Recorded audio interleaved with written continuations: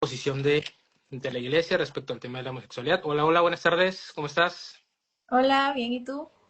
También muy bien, gracias a Dios aquí, Bueno, eh, ya listos para comenzar. Aquí, como les decía, un poquito de manera introductoria, como presentamos pues la temática, ¿no? ¿Cuál es la posición en específico de la Iglesia Católica respecto al tema, ¿no? Particular de la homosexualidad? Hace tiempo nos encontramos por ahí con un reel donde lo desarrollabas bastante bien, bastante concreto, y pues nos interesaba mucho en general, ¿no? Todas las temáticas que desarrollas, muy propias desde la fe, perspectiva católica, y en particular, pues este tema, ¿no? Que muchas veces tal vez no debería serlo, pero llega a ser algo confuso, o nos hacemos, o hacemos específicamente que sea confuso, pero hay una posición clara que como católicos, como creyentes, debemos asumir. Pues bienvenida aquí a nuestro espacio. bueno, gracias, gracias. Pues bueno, eso que dices es verdad, justamente esa fue la finalidad del video, ¿no? Porque lo que uno escucha todos los días es la Iglesia Católica odia a los homosexuales, la Iglesia Católica promueve el odio, la Iglesia Católica esto, aquello y lo otro, y realmente si uno se va directamente a la fuente, al catecismo de la Iglesia Católica, a la doctrina católica, inclusive lo que, por ejemplo, lo que dijo el Papa Francisco, que en paz descanse sobre este tema, tú dices, es todo lo contrario, es todo lo contrario. Así es, ¿no? Y como eh, esta página, este espacio se llama, y yo creo que de ahí partimos, ¿no? El tema de la dignidad de la persona, ¿no? Sabiendo Ujú. diferenciar, separar, identificar a toda persona, tenga las características que tenga, la inclinación que tenga, su dignidad de sus actos, ¿no? Pero antes de ir desarrollando el tema, nos gustaría que brevemente te pudieras presentar, pues muchos aquí en este espacio ya te conocen, ya te conocemos, e igual pues está transmitiendo en tu perfil brevemente algo sobre ti, sobre pues el apostolado que llevas a cabo. Ok, bueno, mi nombre es María Gabriela Moniz, soy cantautora católica y bueno, por gracia de Dios, misionera digital. El apostolado que llevo es, pues, la finalidad es que las personas conozcan y renueven su fe. ¿Por qué? Porque realmente siento que a nosotros los católicos en general nos hace falta formarnos en la fe y conocer nuestra fe, porque, por ejemplo, el ejemplo más cercano, el domingo de Ramos. Mucha gente bate las palmas y no saben, no conocen, ¿por qué estoy batiendo la palma? ¿Qué significa esto? ¿Por qué? Formarnos integralmente, porque a veces hace falta meternos a veces hasta en política, conocer cuál es nuestro entorno, qué es lo que nos rodea para nosotros decir, bueno, esto es lo que me pide Dios y esto es lo que yo tengo que hacer. Entonces, mi llamado que siento que Dios me llama a eso, como que a formar de forma sencilla y resumir eso para que, bueno, para que todos estemos al corriente de lo que pasa en el mundo sin dejar de lado nuestra fe. Sí, ¿no? Como tú lo mencionas, fundamental esta parte, ¿no? Del estar formados en la doctrina, en la fe, y asimismo con esta formación, con este conocimiento, pues ser, como se menciona, nuestros católicos dentro del mundo, ¿no? Como esta forma de ser, de comportarse, de vivir del cristiano dentro de la sociedad, ¿no? Siempre en línea con las enseñanzas del Evangelio. Pues sí, ¿no? Para comenzar, ¿no? Ya como mencionábamos, con la temática, ¿no? De la posición, la postura de la Iglesia Católica respecto al tema de la homosexualidad. Como decía ahorita, no, hay que partir, yo creo, inicialmente del tema de la dignidad de cada persona, ¿no? Es algo que siempre la Iglesia, el catecismo señalan esta parte de que pues todas las personas somos idénticas, iguales en dignidad. Cuando hablamos, por ejemplo, saliendo un poquito, ¿no? Del tema del aborto, ¿no? ¿Por qué la Iglesia Católica no simplemente porque en un momento se le ocurrió decir hay que respetar, defender la vida por nacer, sino porque reconoce en base a la ciencia que hay una vida existiendo, que tiene dignidad, valor, y por lo tanto hay que defenderlo, ¿no? Siempre hace Ujú. énfasis en esta parte del respeto y la defensa de la dignidad de cada persona. En este ámbito en particular nos gustaría que nos compartieras qué enseña la Iglesia respecto a la dignidad de cada persona independientemente de, como mencionaba, de cualquier característica de su orientación. ¿Qué nos dice la Iglesia sobre la dignidad de cada ser humano? Ok. Bueno, la Iglesia Católica nos enseña que toda persona, eh, independientemente de su tendencia, de si es malandro, si es un ladrón, si eres lo que eres, independientemente de lo que seas, eres una persona amada por Dios que tiene una dignidad infinita, porque tu creador es infinito. O sea, no es porque tú tienes una tendencia homosexual, eso te hace menos digno o más digno, no. O sea, todos tenemos una dignidad infinita. Y esa es la base de la cual parte pues todo lo demás referente a este tema, porque el hecho de que tengamos cierta tendencia no nos hace menos dignos. Igual, todos somos pecadores, pero eso no nos hace menos persona o más personas, simplemente somos pecadores, luchamos por seguir adelante, por salir de ese pecado, por llegar a la santidad, pero eso no quita el hecho de que seguimos siendo una persona digna ante los ojos de Dios. Y eso es lo que enseña la iglesia. Es correcto, ¿no? Esta parte de decir todos somos idénticos, iguales en dignidad, que básicamente la dignidad que es el valor que tenemos por Ujú. ser persona, ¿no? Y bien mencionas tú, ¿no? Esta parte de todos somos pecadores, ¿no? Todas las personas, por nuestra humanidad, somos pecadores, ¿no? Tenemos ciertas, como mencionamos en un live la semana pasada, tentaciones o inclinaciones a pecar y pues estamos en esa lucha constante, ¿no? Pero eso no nos quita nuestro valor, ¿no? Caer en alguna tentación o tener alguna pues inclinación hacia el pecado, muchas veces caeremos, otras veces no, pero eso no nos resta el valor, nuestra dignidad al ser seres imperfectos, ¿no? Porque solo Ujú. Dios es perfecto, ¿no? En esta parte de esta distinción, ¿no? Entre la persona, la inclinación, los actos, porque ya obviamente el pecado es cuando pues, se cae, ¿no? En ese pensamiento o en esa inclinación que tenemos, aunque sabemos que se puede pecar de distintas formas. Eh, ¿De qué manera o por qué la iglesia hace esta distinción, ¿no? Entre la persona, la inclinación que podemos tener, que todos podemos tener inclinaciones a ciertas cuestiones, y los actos? Ok. Yo creo que es importante y yo creo que ahí es donde las personas en general se confunden y no solamente eso, sino que hay muchas élites que buscan atacar a la iglesia y siempre hacen de la información a su gusto, ¿no? La iglesia, ¿qué es lo que dice? Ok, tú eres una persona digna. Dios es amor, Dios te ama infinitamente, tú eres su hijo, tú eres su hija. Dios te ama como nadie, como un padre perfecto ama a su hijo, pero dentro de ese amor, el amor siempre trae exigencia. O sea, hay una parte donde el Señor nos ama tanto que nos exige a nosotros y nos quiere ver libres. Pero para nosotros llegar a esa libertad, a esa plenitud que el Señor nos invita, es un llamado a la santidad. ¿Y cuál es ese llamado a la santidad? Llegar a, pues, enmendar. Es como una escultura que tú tallas. Tú vas tallando la escultura y a veces duele, pero esa es la invitación del Señor. Entonces, ¿qué es lo que hace la iglesia? Es lo mismo que hace Dios con nosotros. Dios, por ejemplo, me puede amar mucho a mí y Dios me ama infinitamente, pero Dios no ama mi pecado.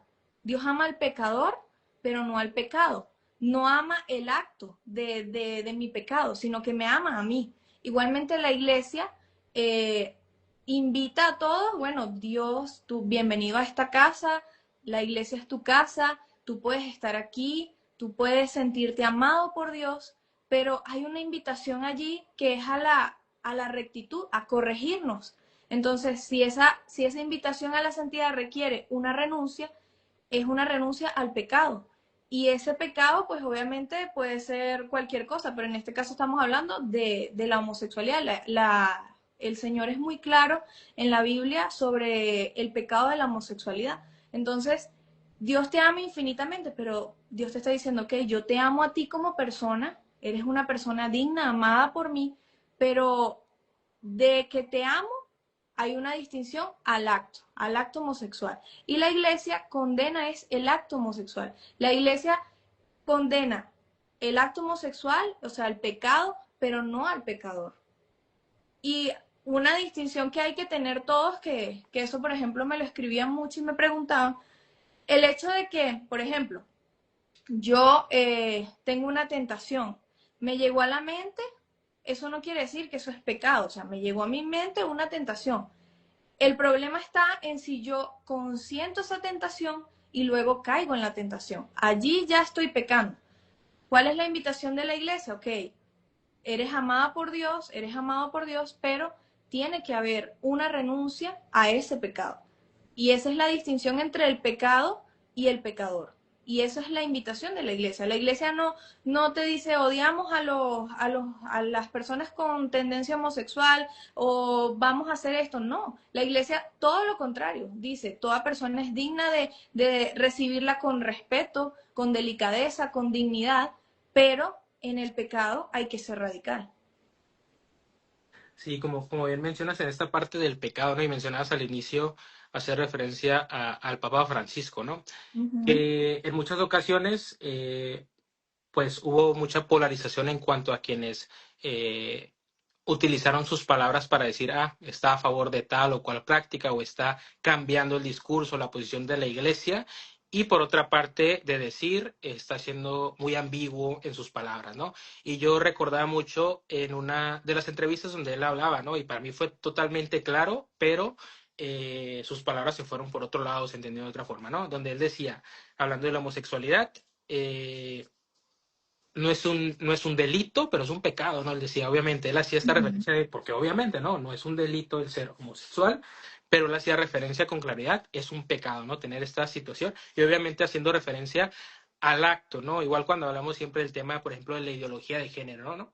Y decimos, esta parte de, una cosa es la persona que tenga una tendencia, independientemente si hacemos alguna postura, si estamos de acuerdo o no con la forma de vida y demás, porque al final pues es la vida de la persona, en lo que nos oponemos, siempre hacemos referencia en este espacio, en este grupo, a la ideología, ¿no? O al movimiento como una ideología y todo lo que representa en cuanto a el alcance cuando se lo pones al alcance a un menor de edad o en el ámbito educativo. Eso es a lo que nos oponemos, no una persona, ¿no? Que libremente decida tal o cual estilo de vida, que ahí pues ya no nos tenemos que entrometer, ya la persona sabe libremente, un adulto que hace con ese tipo de decisiones, pero una cosa es esta persona, que como mencionamos al inicio, no es igual de valiosa que cualquier otra, y el tema como una ideología, ¿no? Y que sea promovida y al alcance de cualquier persona, ¿no? Y saber diferenciar estas posiciones, porque muchas veces quien no entiende, no sé si igual te pasa de esta forma, ¿no?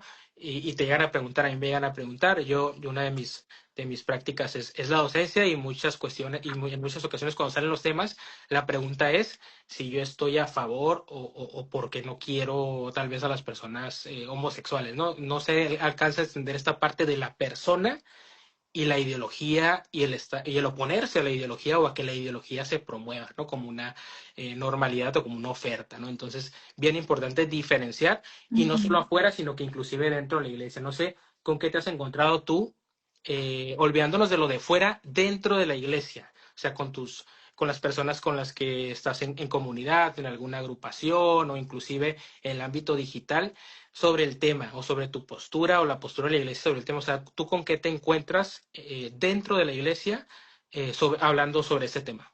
Ok, bueno, te voy a contar un testimonio de una persona que es cercana. Yo conozco una persona que pues tiene esta tendencia homosexual. Esta persona pertenecía, en su momento era muy cercana a la iglesia. Y bueno, ella, o sea, esa persona era homosexual antes de entrar a la iglesia, llegó a la iglesia, empezó a vivir un proceso de sanación interior, porque ella llegó como a ese tema de la homosexualidad por una herida, porque muchas veces vienen eso de heridas, no solamente heridas familiares, físicas, sino también heridas espirituales. Hay puertas que se abren y a veces eso llega a tener una repercusión en ciertos aspectos de familia. Bueno, eso es un tema un poco complejo, ¿no? Pero esta persona llegó a la iglesia, me acuerdo que defendía muchísimo todo este tema LGTB, era una cosa impresionante, pero mira, eh, lo que tú dices es bien importante.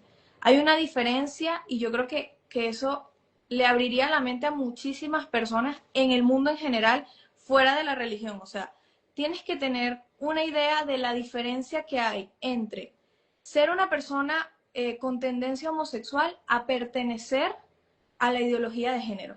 O sea, hay una distinción allí grandísima. ¿Por qué? Porque la ideología de género es una agenda que tiene una élite que busca controlar y meterse en ciertos países con manejando estos grupos minoristas. Entonces, hay personas que realmente están allí defendiendo algo que para ellos es válido, totalmente válido, que tú quieras defender lo que tú piensas, ¿no? Pero lo que no se dan cuenta es que arriba hay una élite que los controla y los utiliza para dividir y luego meter, en este caso, bueno, el comunismo, el socialismo se mete mucho por la división. En su momento era los pobres contra los ricos, ahora es las minorías contra la iglesia, contra el conservadurismo, o sea, y la gente no se da cuenta de eso. Y esta persona que te cuento dentro de la iglesia, que hoy en día, pues, tuvo un proceso de sanación interior bellísimo y hoy en día está casada, tiene sus hijos, un testimonio bellísimo de verdad, ella, o sea, abrió los ojos de una manera y decía, es que ahora me doy cuenta que fui utilizada y eso fue fuera de Venezuela. Le decía, me doy cuenta que fui utilizada porque realmente hay que distinguir la diferencia entre tener una tendencia homosexual y creer en esto a seguir una élite que lo que me está haciendo es envenenarme la cabeza y estoy participando en algo que al final ha destruido hasta países enteros. Y bueno, dentro de la iglesia he visto de todo. He visto de todo, pero lo que más he visto es la mano de Dios metida impresionantemente en sanación interior, pero es que es impresionante. Personas que sanan heridas, o sea, porque si tú le abres el corazón a Dios, de verdad, sin mentirte, he visto en el último año, 2 años, he visto por lo menos más de 15 personas que tenían tendencia homosexual, encontraron la raíz del problema. Una persona era, por ejemplo, era un muchacho, el muchacho normal, toda su vida normal. Llegó un momento que la familia cayó en la brujería, en la santería, una locura. Después de que esas personas hicieron eso en su casa, el día ahí no duró ni 3 meses y homosexual de la nada, me gustan los hombres, no sé qué.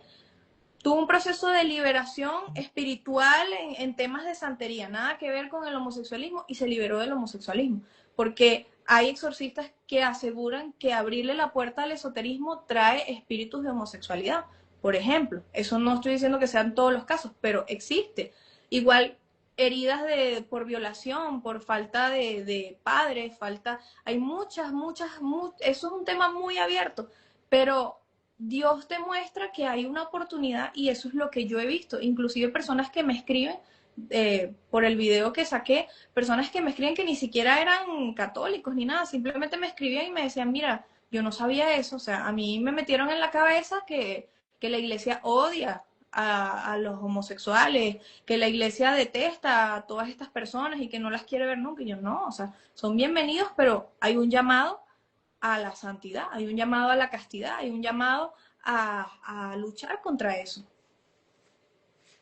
Ahorita que mencionabas esta parte, ¿no? De la sanación, me hace mucho ruido, mucho sentido, porque por el contexto en el que nos encontramos nosotros acá en México, ya en todo México, que fue empezando de a poquito, obviamente, como bien mencionas, ¿no? Cada caso es particular, es distinto, cada quien tiene su caso, su historia y su antecedente respecto a el por qué. Pero, por ejemplo, ahorita que hablas esta parte de la sanación, en México ya desde hace algunos años se prohibieron todos estos, como se llaman, ¿no? Esfuerzos por reorientar la sexualidad, ¿no? Si una persona, porque ahorita tú decías, ¿no? Estos testimonios, estos casos, y que conocemos muchos, ¿no? De personas que tienen esa idea, ese pensamiento, esa inclinación, y logran, por muchos procesos espirituales, terapéuticos y demás, pues reorientar su sexualidad y llevar su vida, pues en la parte de la heterosexualidad, ¿no? Pero acá está prohibida esa parte, ¿no? En el ámbito legal, ¿no? Que una persona, que un psicólogo, y no solo los profesionales, sino un sacerdote o cualquier persona, así está estipulado, que busque pues reorientar la sexualidad de una persona cuando la persona, aunque la persona sea adulta y voluntariamente lo busque, ¿no? Siempre se habla de ese argumento de no hay nada que curar. Y siempre te dan esta perspectiva, ¿no? Sabemos que esto se promueve por parte de medios de comunicación, es una narrativa bien establecida, y es, si una persona heterosexual un día de la nada se despierta y se da cuenta que está atrapada en el cuerpo equivocado, que es una persona gay, una persona trans, se le da todo el apoyo por todos los ámbitos para que pueda llevar a cabo ese proceso, pero al contrario no, porque el argumento es no hay nada que curar. Entonces es una situación bien perversa, porque como bien mencionas, ¿no? No sabemos qué hay detrás, no sabemos si hay una situación de abuso, de pérdida, de alguna situación que está inconclusa o que falta, que hay algún vacío, alguna ausencia, y tú estás resignando a una persona a esa vida en vez de darle alternativas para que libremente decida y descubra esa situación, el Ujú. porqué. Entonces es bien grave, Sí. pero pues uno, ya sea el terapeuta, el sacerdote, aunque esté estipulado por la ley, pues hay que hacer esos esfuerzos cada que veamos que una persona necesita, ¿no? Es de este proceso y salir de ahí, ¿no? Entonces es Ujú. fundamental y gratificante esta parte de decir y de escuchar el testimonio, ¿no? De sanación de una persona y cómo pues logra salir de ahí, ¿no? Pero lamentablemente te platico nuestro contexto donde está prohibida esta parte desde el ámbito legal. Sí. Bueno, aquí en Venezuela no es que está prohibido, pero sí, ahorita no lo he visto mucho, pero sí hubo un momento donde hay una ley que hizo el gobierno, pero obviamente no puedo hablar mucho por obvias razones de eso aquí, pero hubo una ley que hizo el gobierno que inclusive, o sea, te la aplicaban por todo. Inclusive yo llegué un momento a defender a un sacerdote por temas de un santero que lo expuso en redes horrible. Y yo llegué a defenderlo y a mí me llegaron a escribir diciéndome, mira, no puedes hablar porque te vamos a aplicar esta ley. Inclusive por temas de hablar sobre el aborto, de hablar también justamente de este tema, muchas veces me llegaron a decir, te vamos a aplicar esta ley. Las mismas personas pues que veían eso, es difícil, pero ahí es donde está realmente la misión, porque de nada nos sirve tener una misión fácil, eso no lo veo posible. Creo que lo más bonito de la virtud de servir es en los momentos más difíciles. Ahí es donde más se muestra Jesucristo. En los momentos más oscuros es cuando Jesús llega con la luz. Ahí es donde se ve. De acuerdo, ¿no? Y así como tú mencionas, tal vez en la realidad, uno se puede imaginarlo en la realidad de países con autoridades pues que reprimen y que censuran. Tú te puedes imaginar, ¿no? Y sabemos qué países están en regímenes más radicales, pero nosotros podemos ser vistos tal vez México como un país donde hay libertad y demás, donde sabemos que desde unos años para acá, donde hemos sido gobernados por la izquierda, se censura, aparte de leyes como esta que te comento, se Ujú. censura a cualquier autoridad, a un sacerdote Wow, que hable de tal o cual tema, ¿no? Entonces es una situación bien complicada en muy todos los complicado. países, donde, como bien mencionas, pues Dios nos pone en este momento de la historia, en este contexto, para no escondernos, ¿no? Para alzar la voz y proclamar esta verdad, ¿no? Ujú. Retomando un poco esta parte, ¿no? de la temática y hablando sobre el diseño del amor humano, cómo se entiende este diseño del amor por parte de la iglesia, ya que mencionamos ahorita en particular el acto, ¿no? Separar a la persona, una cosa es la persona, sea lo que sea, tenga el gusto que sea, tome la decisión que tome, como mencionabas al inicio, ¿no? Seas un delincuente, seas una persona honrada, o sea, porque eso no te resta el valor. Si ya definimos que la dignidad de la persona es el valor que tienes por existir, no basta más que tu existencia, que estés vivo, ¿no? Entonces, en particular, y decíamos, a lo que se opone como tal la iglesia o a lo que te llama es esta parte del acto, ¿no? Del acto, de la práctica homosexual. Y por otra parte, la iglesia, o cómo es la propuesta del diseño del amor humano, ¿no? Porque se menciona esta frase de amor es amor, ¿no? O el amor se expresa de cualquier forma, y cuando se habla de que la iglesia es el amor y ámense unos a los otros, y es lo que leía un poquito ahí en algunos de los comentarios, ¿no? Al anunciar aquí la publicación. ¿Cuál es esa propuesta del amor humano o el modelo del amor humano y el por qué que propone la Iglesia, ¿no? En comparativa con este tipo o con cualquier tipo de amor entre seres humanos? Bueno, la iglesia creo que es muy clara y yo diría que hasta el mismísimo Jesús, el mismísimo Dios es claro en la Biblia. Hombre y mujer los creó para que tuvieran hijos y procrearan. ¿Qué pasa? El hombre y la mujer se complementan en todo, o sea, hay una complementariedad biológica y psicológica. Y de esa complementariedad que hay, pues obviamente viene la procreación de hijos, que es como que el fin último. La iglesia lo que invita es al matrimonio, obviamente entre hombre y mujer, porque es biológico, es natural, es la naturaleza, o sea, decir que hombre y hombre van a procrear, imposible. Entonces, la iglesia se basa básicamente en lo natural. Si sacamos el tema de la religión, simplemente por lo biológico y lo natural, ya tú entiendes que hay una complicidad, hay una complementariedad psicológica y biológica entre el hombre y la mujer. De allí viene el sentir de la iglesia de que esto es así, y la iglesia no está diciendo nada que sea totalmente descabellado, porque eso es una verdad que la tienes delante. O sea, el hombre tiene los cromosomas XY, su aparato reproductor masculino y una distinción en él, una apariencia, una esencia masculina.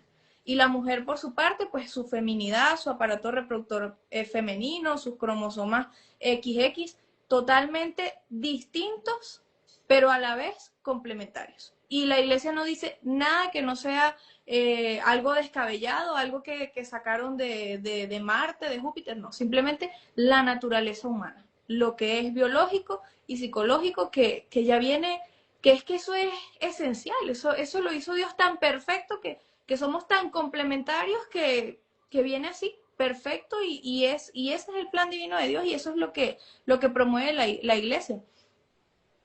Y en esta parte que mencionas de la complementariedad, ¿no? Las diferencias, pero a la vez la necesidad, ¿no? Del hombre y de la mujer, entre muchas cuestiones, y el fin último, la procreación de los hijos, ¿no? Tú entonces consideras, ya ves que, por ejemplo, por medio de corrientes del feminismo se busca conflictuar esta parte, ¿no? De el hombre con la mujer, como bien mencionabas hace un momento al inicio sobre esta parte de decir el rico contra el pobre, y hay esa dialéctica o esa lógica del marxismo de conflictuar entre el opresor y el oprimido, ¿no? Y vemos entre muchas cuestiones, muchos conflictos, el hombre y la mujer, ¿no? Hablar de esta parte del opresor y de quien ha estado históricamente oprimido, y por eso se habla de que se tiene una deuda histórica con la mujer y demás. Pero tú crees, y muchos lo mencionan esta parte, ¿no? De decir, se está creando esta división, ese rechazo de la mujer hacia el hombre. ¿Tú crees que mucho de esto tiene que ver con esta parte de terminar con la reproducción, con el matrimonio, con la familia, o sea, conflictuando a ambos sexos? ¿Cuál es tu opinión Sí, al respecto? bueno, yo sí creo que no sé si es que las personas no lo quieren ver, porque siento que es grave lo que tiene la ideología de género planificado para el mundo. Yo siento que eso es parte, como te dije anteriormente, de una agenda que lo que quiere es cada vez menos personas en el mundo. O sea, si tú te pones a ver, tú por lógica lo ves. O sea, no hace falta ser un gran científico para darse cuenta que promover el aborto, promover el feminismo, promover la ideología de género, ¿qué es lo que está haciendo? Cada vez menos población. Eso es parte de la agenda 2030, entonces 2030. Entonces, yo creo que eso es algo lógico que la gente no quiere ver, que, que hay una agenda que quiere dividir, si la hay, que hay una agenda que se presta para que muchos países caigan pues en comunismo, en socialismo, sí, y que esa misma agenda busca que mientras menos personas hayan en las nuevas generaciones, mejor. Y todavía peor, que esta misma ideología de género busca personas completamente manipulables para manipular los pensamientos y así en las nuevas generaciones manipular masas. Y eso es gravísimo, gravísimo. Y la gente no se da cuenta, que era lo que estábamos hablando ahorita, que no es la tendencia homosexual, es la ideología de género. Son dos cosas totalmente diferentes. Y de verdad yo he visto personas en Instagram y los he visto en TikTok también, personas con tendencia homosexual hablando en los medios en contra de la ideología de género, porque se han dado cuenta que realmente han sido manipuladísimos para promover una cantidad de locuras y para hacer caer a muchos países en todo este tema del comunismo, que es gravísimo. Y Y con todo esto, pues llegamos a eso que tú acabas de mencionar. Pues claro que sí, es para cada vez tener menos personas y las que estén o las nuevas generaciones sean cada vez más manipulables. Porque si lo vemos ahorita, los niños hoy en día, eso se ve muchísimo en España, eso es una locura, cómo quieren hipersexualizar a los niños. O sea, le quieren quitar el derecho a sus padres de educar a sus hijos. Y eso es gravísimo, gravísimo. Entonces, por un lado, te buscan que prácticamente sea menos el valor de la vida, que prácticamente no, mientras menos niños, mientras menos hijos tengas, mejor te emperros, por ejemplo. Y si tienes hijos, entonces yo los voy a educar a mi manera, los voy a adoctrinar para que entonces las próximas generaciones hagan lo que yo quiero hacer. Y eso es gravísimo, muy grave. Y justamente les molesta tanto la iglesia, es porque la iglesia va en contra de todo eso. Y por eso es que la Biblia lo dice, al árbol que le tiran piedras es porque muchos frutos da. Y la iglesia da frutos de verdad. Y la iglesia es verdad porque es Jesucristo. Así que yo creo que eso es una realidad que hay que ver. Y como bien mencionas, una palabra clave en esta parte de buscar a aquellos que son manipulables, ¿no? Y como bien mencionas, aquellos más manipulables de todos por su misma naturaleza y etapa de desarrollo son los niños, ¿no? Y ahorita Ujú. también bien mencionaba esta parte de los ejemplos, pero en nuestra realidad, este tema, por ejemplo, y que tiene mucho que ver, ¿no? El tema de las infancias trans, ¿no? Que te digo, en muchos países ha avanzado, también en México, como parte de esta agenda, este, a partir de 2018, de la izquierda acá en México, el tema de las infancias trans, ¿no? Donde una cosa es decir, se promueve la ideología de género o el feminismo como esta división entre sexos y obviamente pues si el hombre es tu enemigo pues no te vas a querer unir a él, casar con él, formar una familia porque es tu enemigo, ¿no? Entonces ahora es mutilar la infancia, ¿no? Mutilarlo desde el principio donde vas a tener a alguien pues que obviamente no se va a poder reproducir y que vas a tener esta confusión respecto a su identidad, a quién es y que en muchas ocasiones por decisiones irreversibles que propicias en esta etapa, hay situaciones catastróficas respecto a la vida de estas personas. Entonces te digo, como bien mencionas, esta parte de buscar a aquellos más manipulables y qué más manipulables que los niños en esta etapa de vulnerabilidad, donde los mutilas desde la infancia, ¿no? Preparándolos Ujú. para, o resignándolos a toda su vida. Eh, Continuando un poquito, hablando, como ya mencionaba ahorita, en esta parte o esta afirmación que se hace sobre el amor o el amor es amor y hablar o hacer mal uso del término, ¿no? Como mencionamos, que propone la iglesia, básicamente la iglesia a qué te manda, cuál es el mandamiento principal, el amor, ¿no? Y de qué manera se expresa el amor por medio de la entrega, del servicio y demás, ¿no? ¿Cómo podemos llegar a no confundir o cómo nos confundimos al utilizar este concepto del amor y diferenciar entre esta parte de decir yo amo a mi prójimo, pero el amar no es aprobar todo, ¿no? O sea, tú puedes tener a una persona inclusive cercana a ti que es homosexual y una cosa es decir, pues yo tengo convivencia con esta persona y demás, pero eso no me impide en el momento en que se me pida, solicita o debo de dar testimonio o una opinión simplemente, hablar la verdad, ¿no? Cómo poder separar esta parte del amor que puedo tener una persona y una cuestión, aprobar ese estilo de vida o lo que quieras y hablar la verdad. Bueno, yo creo que lo primero es como tal cual tú lo acabas de decir. Una cosa es el amor y otra cosa es aprobar ese amor. Mira, yo tengo una persona cercana, muy cercana a mi familia, que es homosexual y yo a esa persona la quiero muchísimo, no te imaginas, nos crecimos juntos y mi familia es pues muy católica, muy tradicional, y esta persona pues declaradísimo homosexual, pero eh, una cosa no quita la otra. Yo con esa persona, él es claro conmigo, yo soy claro con él.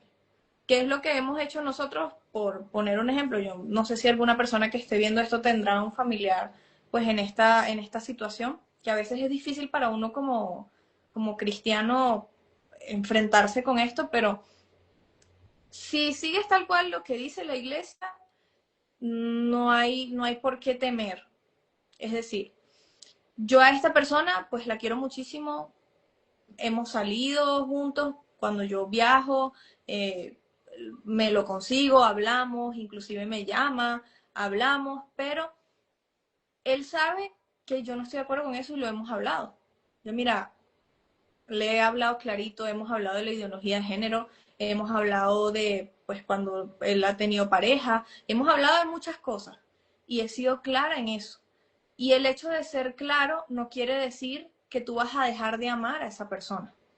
O sea, el hecho de que tú seas cristiano, eso no quiere decir que tú vas a ir a atacar a una persona, vas a decirle 10.000 cosas o vas a inclusive dejar de tener relación si es en caso un familiar, o sea, vas a borrar todo de la existencia porque eso no es a lo que, a lo que nos invita el mismísimo Dios o la iglesia, es todo lo contrario, a acogerlos, a recibirlos, a amarlos, a que se sientan amados por Dios, pero siempre con la distinción de el pecado y el pecador. Y eso que las personas dicen que amar es amar, sí, amar es amar, porque amar siempre va a ser la base de todo, siempre, amar. Yo puedo amar a mis enemigos, yo puedo amar a mis amigos, yo puedo amarlos a todos, pero siempre hay una distinción entre el pecado y el pecador. Y si lo tenemos claro, no va a haber problema en la vida en enfrentarnos a este tipo de situaciones. Yo puedo amar mucho a una persona, pero siempre tiene que haber una distinción entre lo que está bien y lo que está mal. Eso no quiere decir que yo esté aprobando ese pecado, todo lo contrario, todo lo contrario. A veces al mostrar el amor de Dios y a veces al mostrar un poquito de amor, que a veces eso es lo que hace falta, mostrar un poquito de cariño, un poquito de amor y querer mostrar a Dios, es cuando hay una diferencia entre aprobar algo y amar a algo. Son dos cosas muy diferentes. Es como cuando yo estaba viendo un testimonio de un sacerdote que estaba hablando y estaba diciendo algo sobre esto, y él estaba diciendo que es como cuando ahí tienes un amigo, tú eres una persona muy correcta y tienes un amigo que es tu jefe. Tú puedes querer mucho a tu jefe y tu jefe te puede querer mucho a ti, pero si tú hiciste algo mal y son muy amigos y se aman mucho y se quieren mucho, pero si tú hiciste algo mal en tu trabajo, tu jefe te lo va a decir.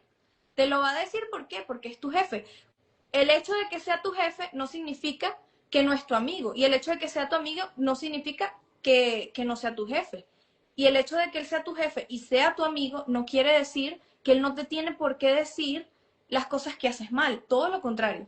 Te lo dice con todo el cariño, quizás con una distinción más cariñosa porque es tu amigo, pero te lo tiene que decir. Y asimismo es en la vida. Tampoco es que nosotros vamos a andar por la vida atosigando a la gente que mira, que esto, que no sé qué, no.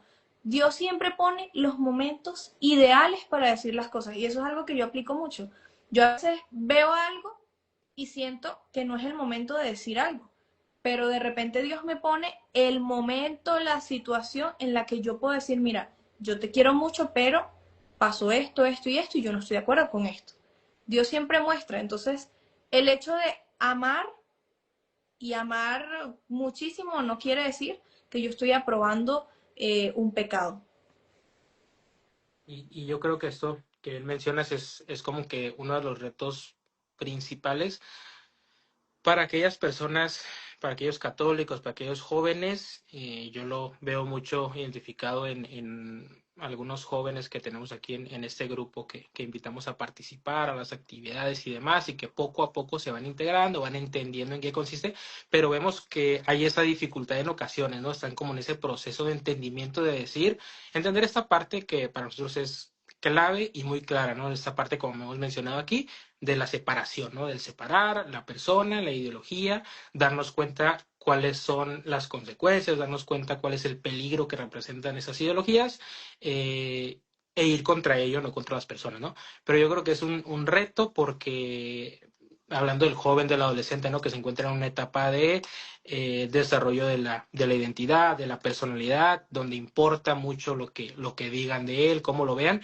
emitir una posición y estar dispuesto a decir, o como tú bien mencionas, esta parte de tengo personas cercanas a mí que son homosexuales y demás, y entonces omito participar en esta actividad o emitir una opinión por miedo, por incomodidad, no sé, hacia esta persona, ¿no? Y es básicamente hacer entender, como bien mencionas, eh, una cosa es amar a esta persona porque es cercana a ti, no sé, y otra cosa es decir y hablar la verdad cuando se tenga que hacer, pero es un reto que no cualquier persona tiene la voluntad de dar, ¿no? Porque muchas veces eso no es entendido y te puede costar una amistad, te puede costar algún problema, te puede costar rechazo, te puede costar muchas cuestiones, ¿no? Entonces es fundamental tener esta voluntad de decir, como tú bien mencionas, no vamos a ir por todas partes porque pues no es necesario y no nos están pidiendo nuestra opinión en todos lados,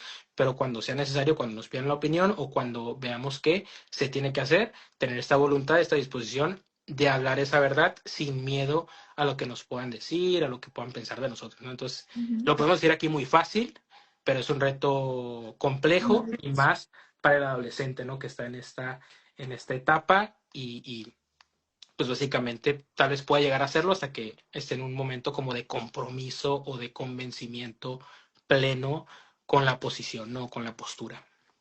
Ujú.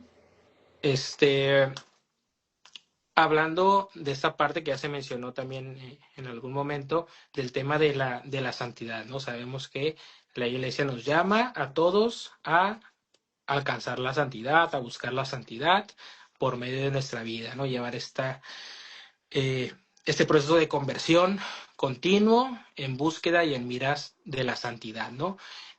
Pero sabemos que Dios, como ya lo hemos mencionado, nos llama a todos, pero nos pide que dejemos aquel pecado, que cada uno conoce su propia vida, sus propios actos, sus debilidades, y Dios nos llama a eso, ¿no? A no pecar, ¿no? Recordamos el pasaje de la mujer adúltera, ¿no? Donde él le dice, ¿no? ¿Quién te condena? No te condeno, pero levántate, vete y no vuelvas a pecar, ¿no? Dios nos llama a esta parte de decir, yo te amo infinitamente, te levanto, te doy esta oportunidad, soy misericordioso, pero te da esa invitación o te hace la invitación a no pecar, ¿no? A no caer o a dejar esa, esa debilidad o ese pecado en el que caemos constantemente. Entonces, ¿cómo entender y qué significa que todos estamos llamados a dejar el pecado y vivir en la verdad y alcanzar o buscar alcanzar esta santidad? Yo creo que todo eso parte entendiendo el amor. ¿Cómo entendiendo el amor? El amor no es un sentimiento, el amor es una decisión. El amor, ¿por qué digo una decisión? Porque, por ejemplo, una mamá que se levanta todos los días a las 4 de la mañana a hacerle el desayuno a sus hijos, un día lo hará muy feliz y, ay, qué lindo, voy a hacerle el desayuno, pero otros días no va a querer levantarse y lo hace. Toma la decisión de hacerlo porque ama a sus hijos. El amor es una decisión. Entonces, que, cuando entendemos que no debe haber, o sea, que nosotros necesitamos tener el sentimiento y la voluntad, y que la voluntad debe dominar al sentimiento. Cuando nosotros empezamos a aplicar eso en todo, en nuestros pensamientos, en nuestra forma de vestir, en nuestra forma de actuar, en nuestra forma de mirar el mundo y empezamos a verlo un poco más con objetividad, un poquito más con decisión y no con lo que yo siento, porque los sentimientos varían. Hoy yo me siento bien, mañana me siento triste, pasado mañana me siento peor, y después del otro día me siento mejor, y eso varía demasiado. Pero cuando yo empiezo a entender que el amor es una decisión y que no debo dejarme llevar por lo que siento, sino por lo que yo decido, ahí es cuando empiezo a ver el verdadero cambio. Ese llamado a la santidad requiere decisión, no requiere sentimiento, porque yo hoy me siento muy bien haciendo este live, por ejemplo, pero de repente mañana no quiero hacer nada, quiero estar acostada, quiero ver televisión. Y el llamado no es a eso, el llamado es a que si Dios, por ejemplo, me mandó a evangelizar de forma digital, yo sé que yo me tengo que levantar, tengo que investigar, tengo que formarme, tengo que hacer videos, tengo que hacer esto, aquello, lo otro. Y eso es una decisión. Y esa santidad requiere de la decisión diaria. O sea, la decisión es, yo hoy me levanto, voy a orar, voy a hacer esto. Y esa santidad no la vamos a, no es que ay, ya yo soy santo, no. El proceso de conversión es diario. El proceso de decidir qué es lo que tú quieres hacer hoy es diario. Entonces, el llamado a la santidad requiere una decisión diaria. O sea, distinguir, yo esto es lo que siento y esto es lo que decido. Tengo que formar mi voluntad. Mira, si nosotros formamos nuestra voluntad en cosas pequeña, sencilla. Me regalaron un chocolate, no me lo voy a comer inmediatamente, voy a esperar 5 minutos y después me lo como y así voy formando mi voluntad. Al momento que yo tenga que enfrentarme a este tipo de temas, al momento que yo tenga que enfrentarme a un pecado que me está, pues que de repente es mi tensión mayor, al momento que yo tenga que enfrentarme con una realidad, yo voy a tener la voluntad suficientemente firme para yo poder decidir de forma correcta lo que Dios quiere para mí. Entonces, el llamado a la santidad es difícil, porque el llamado a la santidad es hacer las cosas bien, las cosas que Dios me pide, hacer las cosas bien dentro de mi fe cristiana, dentro de la moral, dentro de mi trabajo, dentro de mi estudio, y eso no es fácil, porque a veces vamos a tomar decisiones difíciles, como decisiones mal, como decisiones buenas, pero el camino a la santidad es eso. El hecho de que nosotros seamos cristianos no quiere decir que somos santos, ni que estamos convertidos, no. Eso es un camino diario. Y como te digo, requiere de nuestra madurez mental y emocional para nosotros aprender a diferenciar entre eso que es súper básico, entender cuál es la diferencia entre lo que yo siento y lo que yo decido hacer. Y de ahí podemos partir a decir, este es el camino a la santidad, o sea, el camino a la santidad es el camino a la perfección. Y llegamos allí entendiendo realmente nuestro propósito, que es amar. Ese es el propósito de nosotros en la vida, amar en las diferentes cosas que hagamos en nuestra vida. De repente tú eres psicólogo, el otro es periodista, el otro, no sé, es chef, pero es vivir tu vocación desde el amor y desde lo que tú sabes que es correcto. Y cuando tú distingues esas dos cosas y las separas, el sentimiento de las decisiones, te das cuenta de qué es lo que Dios te invita y de qué es lo correcto que tienes que hacer. Que no es fácil, no es fácil. No es fácil porque todos los días luchamos con diferentes cosas, pero al final, pues la recompensa es mucho mayor. Sí, no, y rescato mucho esta parte que mencionas del fundamento, ¿no? O del fundamentarlo en el amor. O sea, que el motivo o que cada una de nuestras acciones, eso lo reiteramos mucho aquí con los chicos que tenemos, ¿no? Esta parte de decir que demos a cada una de las acciones o de las palabras que ejecutemos una motivación para que esa acción trascienda, ¿no? Y que sea el amor, ¿no? El motivo no es un beneficio personal o un sentirme bien yo, sino el amar a mi prójimo dependiendo de lo que esté haciendo, ¿no? Y muchas veces, yo creo que en el momento de decir, nosotros estamos llamados a proclamar, defender la verdad, ¿no? Pero muchas veces nos olvidamos de esta parte de la caridad, del amor, ¿no? Ujú. Y es fundamental. Recuerdo mucho unas palabras del Papa Benedicto XVI, que él hablaba mucho de él, no separar, ¿no? Esta parte de la caridad y la verdad. Él hablaba, ¿no? De esta parte de hacer la verdad en la caridad. Decía, obviamente, si hacemos simplemente la caridad sin verdad, pues lo que hacemos no tiene ningún fundamento sólido de trascendencia, ¿no? No trasciende, es una simple acción, una simple palabra, donde tal vez estemos expresando amor, pero al no dar un fundamento basado en la verdad, que es Dios, pues no tendría ningún sentido, no sería una simple acción vacía. Y decir la verdad o hablar la verdad sin caridad, pues tiene esta faltante de esta parte de las palabras que voy a utilizar al proclamar esa verdad a la que estoy llamado, ¿no? Tratando tal vez en cualquier momento de pasar por encima de todo, simplemente por dar mi opinión que yo considero que es la verdadera, ¿no? Entonces, ¿cómo se puede vivir el equilibrio entre decir la verdad a la que estamos llamados y hacerlo con caridad, con esta caridad cristiana que es básicamente el amor? Bueno, eso está difícil. Yo creo que eso es difícil para todos en general.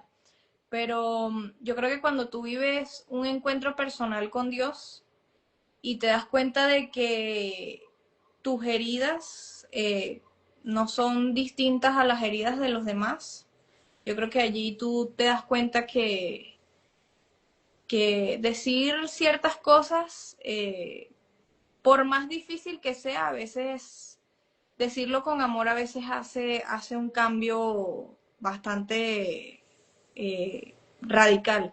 Te voy a poner un ejemplo que hubo una vez una persona que era protestante y quería como debatir con una persona católica y entonces estaban buscando dentro del grupo una persona que fuera lo suficientemente preparada para ir a hablar con esa persona y entonces había un muchacho que se llamaba, creo que sí, Sebastián. Él era pues teólogo, o sea, súper preparadísimo, o sea, y él decía como que, soy yo el que voy a ir para allá a hablar de la fe y voy a ir a decirle esto y aquello. Y resulta ser que el director, entre todos los que escogió a un muchachito que era nuevo, no conocía mucho de la fe, sino que simplemente vivió un retiro, Dios le tocó el corazón, cambió su vida y fue a hablar con esa persona. Y la persona, ese protestante se convirtió, lloró, llegó a la iglesia y este otro muchacho que era como muy estudiado le decía como que, ¿qué le dijiste? O sea, eso fue rapidísimo, ¿qué le dijiste? ¿Cómo lo convenciste? Y el muchacho le dijo simplemente, mira, yo simplemente le hablé del amor de Dios. Le hablé desde el amor, desde lo que yo viví, desde mi testimonio, y eso bastó para que esa persona cambiara como su pensamiento. Entonces a veces nosotros creemos que lo que tengo yo aquí, de que voy a ir y voy a decirle esto, aquello, y tú, a veces con una palabra, la palabra es caridad y claridad. La caridad es el amor y eso lo pone Dios. Y la claridad con el amor funciona. O sea, a veces no hace falta que tú lastimes a los demás para tú decir tu verdad. A veces simplemente hace falta un poquito de amor, porque mira, ahorita hablando con este tema de la homosexualidad, de la ideología de género, tú te pones a ver y son personas heridas. O sea, hay una herida muy profunda, muy profunda. Si tú te pones a ver, por ejemplo, las feministas, siempre hay una herida profunda con el tema de algún hombre en su familia que las hirió, pero de una cosa impresionante. Y si tú te pones a ver, son personas que realmente necesitan amor, no todo lo contrario. Y nosotros como iglesia estamos llamados a hablar con el amor. Porque si predicamos sobre Dios, ¿qué es Dios? Es amor. Y es difícil, es difícil. O sea, ahorita estábamos hablando tú y yo que a veces a mí me llegan unos comentarios que me provoca a veces, Dios mío, se me sale mi humanidad, porque a veces hasta me dicen cosas horribles y yo digo, pero ¿qué es esto? Me provoca escribirle, sí, ¿qué te pasa a ti? ¿Cómo me vas a decir eso? Pero yo misma yo misma me he detenido y he dicho, o sea, ¿qué puedo hacer? No puedo ponerme en esto porque eso no lo haría. ¿Qué haría Jesucristo? Esa es como mi frase estrella diaria. ¿Qué haría Jesucristo? ¿O qué haría la Virgen María? ¿La Virgen María se comportaría de esta manera? No lo haría. Entonces, si la Virgen María no se va a comportar de esa manera, yo tampoco lo voy a hacer. Entonces, el hecho de tener claridad en las cosas que hacemos no quiere decir que por hacerlas vamos a dejar a un lado la caridad. O sea, el hecho de que yo diga una verdad no quiere decir que yo por eso voy a ser la más soberbia de todas y voy a querer darle con un martillo a todo el mundo en la cabeza porque eso es así, no. O sea, el mejor consejo que yo recibí una vez y que lo he dicho aquí, yo creo que ya esta es la segunda vez que lo digo, siempre hay un momento propicio para uno decir las cosas. Siempre. No que llegó una persona nueva a la iglesia y se le nota por encima que es una persona homosexual. Yo no voy a ir directamente a esa persona a decirle que la homosexualidad, que la iglesia te recibe, porque a veces hacemos comentarios pasivo-agresivos. La iglesia te recibe con mucho amor, con todas tus tendencias y no sé qué.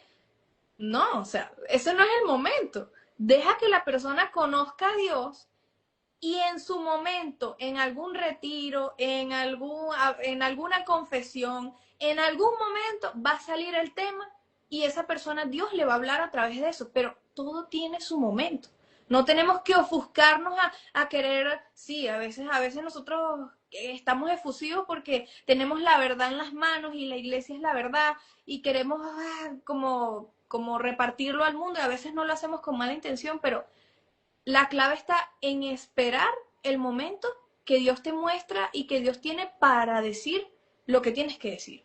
Y eso sí, el hecho de lo que tú estás diciendo, el hecho de que yo diga la verdad, no debo faltar al amor, pero tampoco puedo omitir totalmente la verdad por querer seguir en el amor. O sea, la iglesia sí incomoda a uno. Sí te incomoda el hecho de que tienes que renunciar a tu pecado. Cualquier pecado que sea. Te incomoda, de repente si soy chismosa, me incomoda de repente escuchar algo y no poder escucharlo porque tengo que luchar contra eso. Eso me incomoda. O si yo soy una persona impura y quiero ver pornografía y lucho conmigo misma y quiero hacerlo, pero no quiero hacerlo, eso me incomoda y eso duele, pero eso no quiere decir que no es válido o que no lo debo hacer. O sea, a, la claridad incomoda, sí incomoda, pero hay formas de incomodar, hay formas de incomodar. ¿Qué me refiero que hay formas de incomodar? Hay formas de incomodar o incomodas de forma grosera o de forma fuera de lugar o incomodas con el amor. Y creo que la mejor forma de verlo es con el amor. Siempre pensando que así como yo tengo heridas que sanar, la otra persona también tiene heridas que sanar. Y que una frase que a mí me fascina que dice, la iglesia es un hospital de pecadores, no un museo de santos. O sea, que esa persona tenga una tendencia homosexual no quiere decir que lo hace más pecador que yo, que de repente canto en la iglesia, o que de repente yo sirvo en la iglesia, o que llevo 25.000 años en la iglesia, no. Esa persona tiene esa lucha, pero de repente yo tengo una lucha grandísima con las mentiras, porque soy un mentiroso o porque lucho con los chismes o porque lucho con la impureza. Cada quien tiene sus luchas. Y a mí no me gustaría siempre ponerse en los zapatos de los demás. A mí no me gustaría que venga una persona y me diga a mí, si yo soy chismosa, viene una persona y me dice, mira, tú sabías que el chisme es malo y que eso Dios lo condena y no sé qué, y aquí no queremos chismosos porque eso no es así.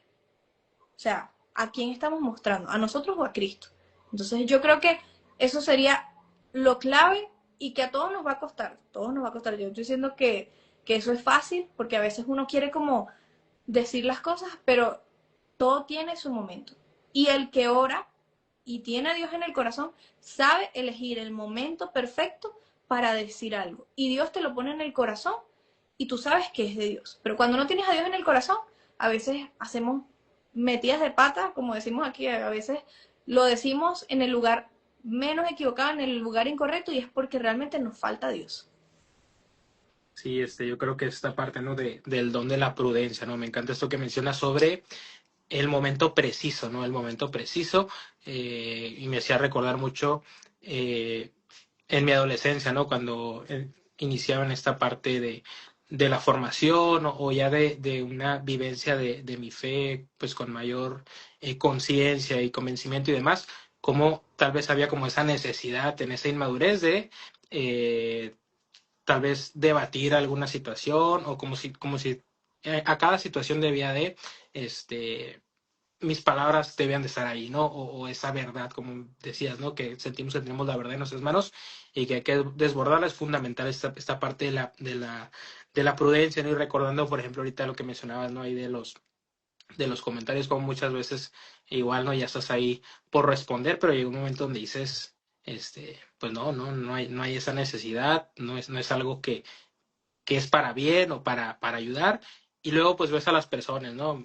Muchas veces, como mencionas esta parte de decir, ves personas con vacíos y mucho de esto y yo lo atribuyo, es lo que identifico, esta parte de crisis de identidad, ¿no? Del no saber quién eres, ¿no? Del no saber quién eres pues, como mencionamos, cada caso es distinto, ¿no? Eh, Eh, hay, hay una, antes de que, hay una frase que la voy a, si me permites leerla, Ujú. que es de San Juan Pablo II, hablando de todo este tema de la homosexualidad. Él decía, no te definen tus heridas, tus debilidades ni tus pecados. Te define el profundo amor del Padre por ti y tu capacidad de ser una imagen de Jesucristo en el mundo. Que yo creo que eso engloba muy bien lo que estábamos hablando. O sea, cada quien tiene sus heridas, cada quien tiene sus pecados, eso no te define, pero sí te define el amor que tú reflejas de Jesucristo. de acuerdo, ¿no? Esta parte, pues todos entran en el amor, ¿no? Uh -huh. Antes de concluir, bueno, ahorita ya llevo algún ratito viendo ahí algunos comentarios ahí de una persona haciendo referencia a esta parte del amor, ¿no? Y hace ahí algunas preguntas respecto a cómo amar a quien nos hace daño y de ejemplos de la vida real, ¿no? Obviamente, yo siempre que abordo el tema del amor en general, ¿no? El tema del amor de pareja y de amor por los demás, hago referencia de decir, obviamente, si hay una persona que te hace daño, te hace mal, te afecta, busca dañarte con palabras, con acciones, obviamente pues no vas a ir con la persona y ponerte ahí a su alcance para que te siga dañando, para que te siga lastimando, pero la situación radica en que cuando esté en tus manos hacer un bien por esa persona que te hace daño, primeramente, o no le vas a hacer el mal, no le vas a procurar el mal, o vas a buscar hacer su bien, ¿no? Entonces, eh, hace referencia, ¿no? Por ejemplo, situaciones reales de la vida, ¿no? Como aquellos que son delincuentes, aquellos que hacen cosas o emplean acciones sobre otras personas. Y obviamente cuando hablamos del tema de la dignidad de la persona, ¿no? La persona haga lo que haga, porque la dignidad es el valor, repetimos, ¿no? Es el valor que posees por existir. Aun seas el peor delincuente, tienes ese valor. Obviamente, por ciertas situaciones, se te priva de tu libertad porque eres una persona de riesgo y una persona que debe de pagar por lo que hace, pero el valor lo tienes, ¿no? O sea, no vamos a pedir que se termine con tu vida, o sea, tú vas a pagar conforme lo establecido en la ley porque tienes que pagarlo, se te privan de ciertos derechos por lo que representas, pero tu valor como ser humano pues está intacto, ¿no? Porque si hablamos de dignidad, hablamos de cualquier persona, tenga las ideas que tenga, piense como piense, profese la fe que profese, hablamos de humanidad, no de dignidad de la persona. Entonces, esas preguntas hacían referencia a esta parte, ¿no? De cómo amar a quien hace daño, a quien hace mal, por ahí, no sé si sea en todos los contextos, igual tú lo has escuchado, esta parte, ¿no? De que se habla de las personas tóxicas, ¿no? Es un concepto que a mí personalmente desde el ámbito de psicología no me gusta cómo se hace referencia y yo siempre digo, no, una persona tóxica pues puede ser una persona que me hace daño, que me incomoda, pero yo siempre digo, no hay que catalogar como tóxicas porque así como hay alguien que me es incómodo, me hace daño, yo puedo ser esa persona incómoda para alguien más o lo soy. Y cómo me gustaría ser acogido, ¿no? Con apertura, pues por un esfuerzo de la otra persona de aceptarme, de tratar de practicar la tolerancia, o con rechazo, ¿sabes? Entonces, yo creo que es fundamental, eh, pues no etiquetar y entender esta parte, porque tal vez está entendiendo como que nos estamos yendo con los términos generales del amor, pero el amor es en lo concreto, ¿no? En esta parte de decir eh, el ser incondicional con los demás. No, no sé tú, como una reflexión final, esta parte del amor eh, en este contexto y tal vez respondiendo a esas preguntas que nos hacía esta persona sobre cómo amar a quien hace daño o en la práctica real a un delincuente, a cualquier persona, ¿no? O a la peor persona que nos podemos encontrar, cómo practicar el amor en nuestro día a día. Yo creo que partimos es desde el perdón. Yo creo que eso tiene mucho que ver con el perdón. El amor, les estaba diciendo ahorita, el amor no es un sentimiento, es una decisión. Amar, yo decido amar a esta persona todos los días de mi vida, yo decido amar a esta persona. Y el perdón también es una decisión, no es un sentimiento. Cuando yo perdono, que yo creo que antes de nosotros decir cómo yo hago con esta persona que es tóxica, cómo yo alejo a esta persona que me hace daño, lo primerito antes de acercarse o alejarse de una persona es perdonar, independientemente de lo que sea que haya hecho esa persona. Mire, testimonios de perdón tengo para tirar para el techo, o sea, testimonios bellísimos, o sea, te estoy hablando de personas, por ponerte un ejemplo, una mujer que unos delincuentes entraron a su casa, eh, mataron a su hijo y hicieron una sopa con él. Y esa mujer perdonó a esos delincuentes, los escondió porque tenía que esconderlos, los perdonó y les predicó. O sea, eso es un grado de perdón que yo creo que estamos en el top, ¿no? Pero el Señor nos invita a perdonar. Entonces, el primer paso que yo diría es perdonar.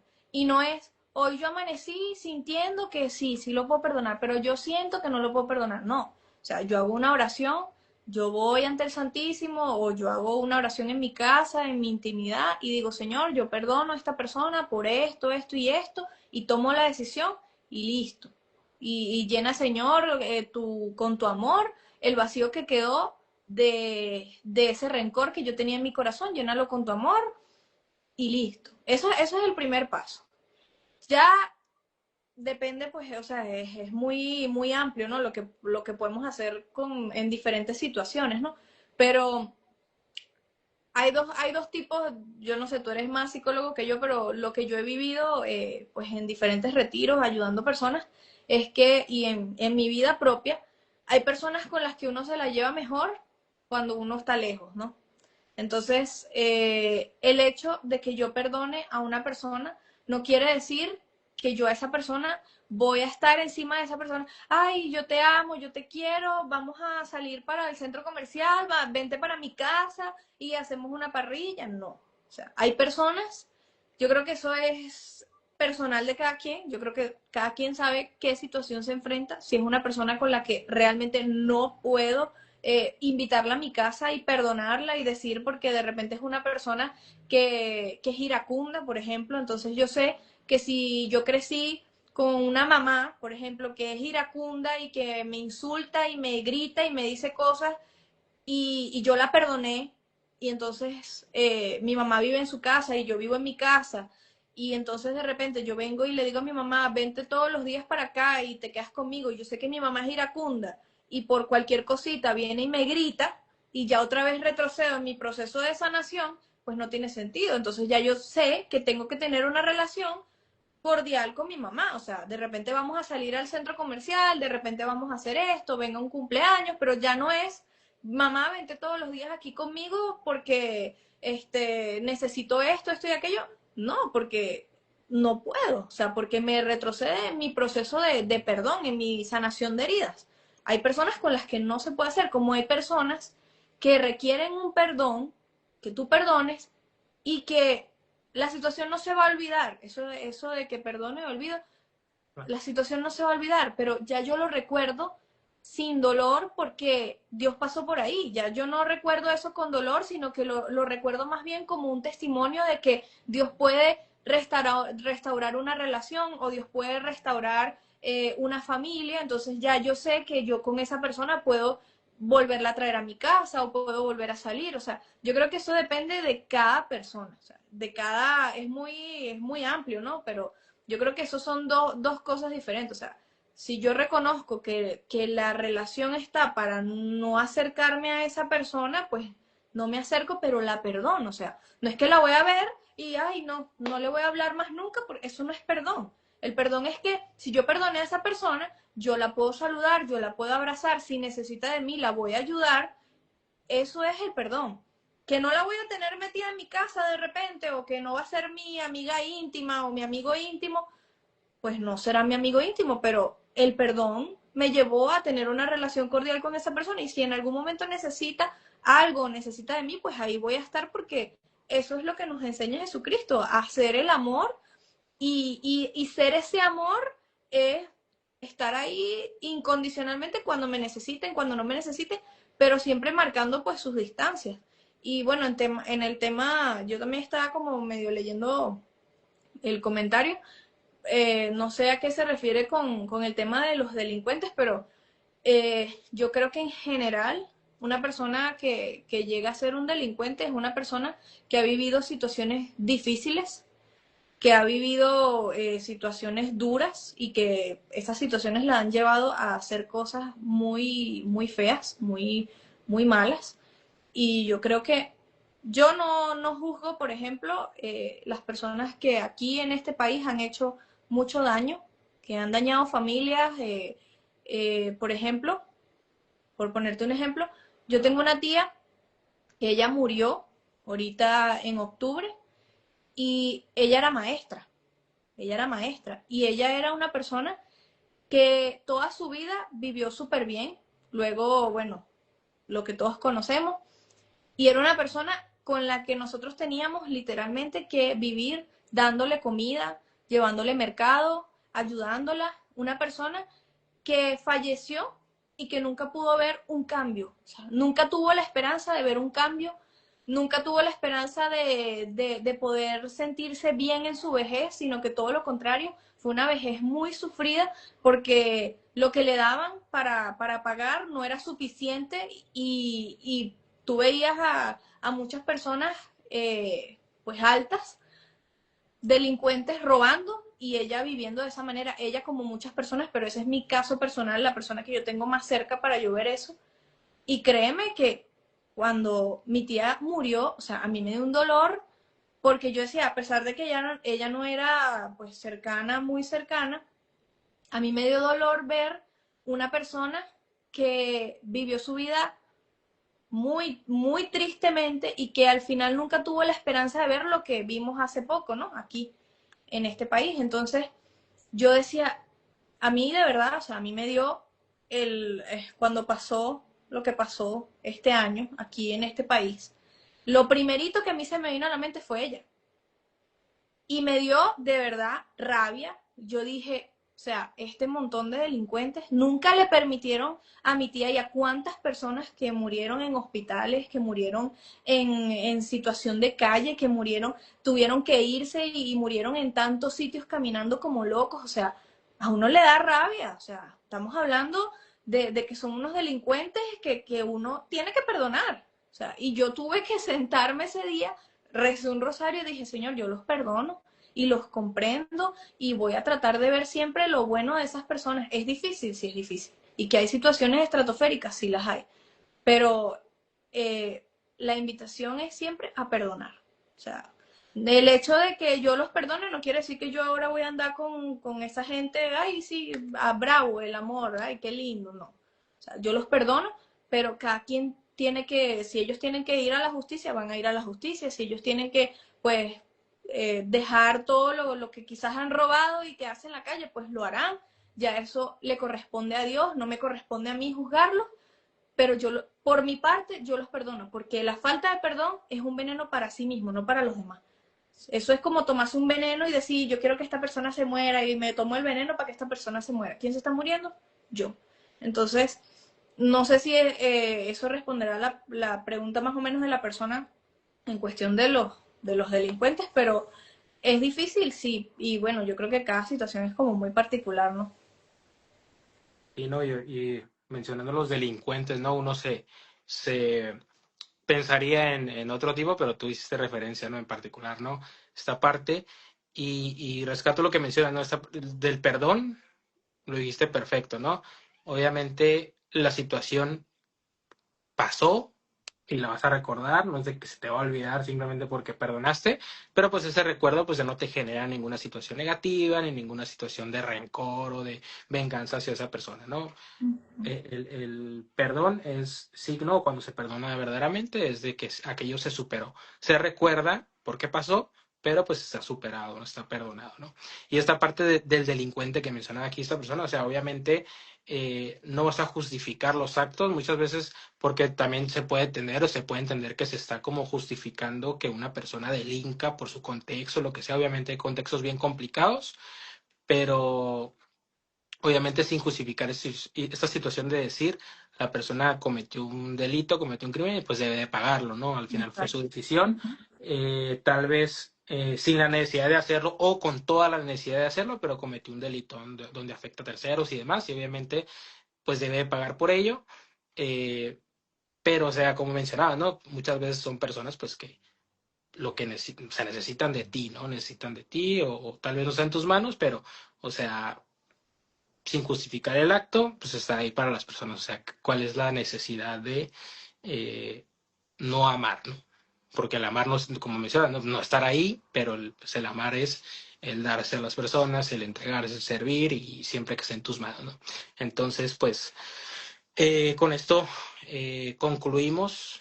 Yo creo que pues con esta parte del amor se centra todo, ¿no? Regresando al tema, el tema del amor al prójimo, de la verdad en la caridad, de la caridad en la verdad, de decir, o sea, obviamente tener bien claro esta parte de la separación entre la persona, entre los actos y decir el tema del que estamos hablando hoy como la práctica, como el acto de la homosexualidad, pues es un pecado, como hay muchos pecados, y entenderlo así, ¿no? No simplemente satanizar o decir, pero este es más grave. Claro que hay pecados más graves que otros y tiene que ver la conciencia, tiene que ver muchas cosas dentro del pecado, pero decir es una debilidad, es una tendencia, como muchos tenemos tendencias, como decía el Papa Francisco, esta parte de decir, yo puedo tener tendencia a la ira, y una cosa es eso y otra cosa es ser iracundo, ¿no? Entonces una cosa es cuando se cae en esa tendencia, en esa tentación, diferenciarlo muy bien y pedir esta parte de la prudencia, ¿no? Como católicos de decir, conocemos la verdad, estamos convencidos de ella, pero buscar el momento, como mencionabas tú, ¿no? Para hablar la verdad y dejar que Dios obre, que Dios transforme a las personas, ¿no? Muchas veces podemos ser ese instrumento que lleve la palabra de Dios, pero al final Dios es quien lo va a hacer y en el momento preciso, ¿no? Sin apresurar, sin ser imprudentes en esa práctica, en ese proceso, dejando que Dios obre, ¿no? Y más en un tema que puede llegar a ser sensible para nosotros como para aquellas personas que pasan por ello, ¿no? Entonces, fundamental, como lo hemos mencionado a lo largo de ese tiempo, eh, que cada una de las acciones o formas de ver el tema sea a través del amor, sin dejar que ese amor pues nos ponga una venda para proclamar la verdad, para señalar aquello que puede llegar a estar desordenado cuando se nos pida, ¿no? Entonces, fundamental el amor, hacer la verdad en la caridad, hacer la caridad sin olvidarnos de decir la verdad, ¿no? Ujú. Exactamente. Pues con esto concluimos, te agradecemos mucho, nos pasamos algo de tiempo, pero pues creo que vale la pena, te agradecemos mucho por tu tiempo, por estar aquí en este espacio, este, esperamos que lo hayas pasado bien, igual a las personas que se conectaron por aquí, pues esto va a quedar aquí grabado, vamos a tratar de hacer unos reels por ahí y pues nuevamente agradecerte por tu tiempo, por tu espacio. Esperemos que próximamente pues nos acompañes o nos compartas, ¿no? De lo que estás haciendo. Ah, bueno. Bueno, muchas gracias. Y no, a mí también me encantó mucho, me encanta esto porque yo siento que nos hace falta en el mundo personas que hablen un poquito y aclaren pues ciertas cosas que a veces la gente entiende mal de nuestra iglesia y creo que es necesario. Entonces, Estuvo chévere. Sí, sí, estuvo chévere.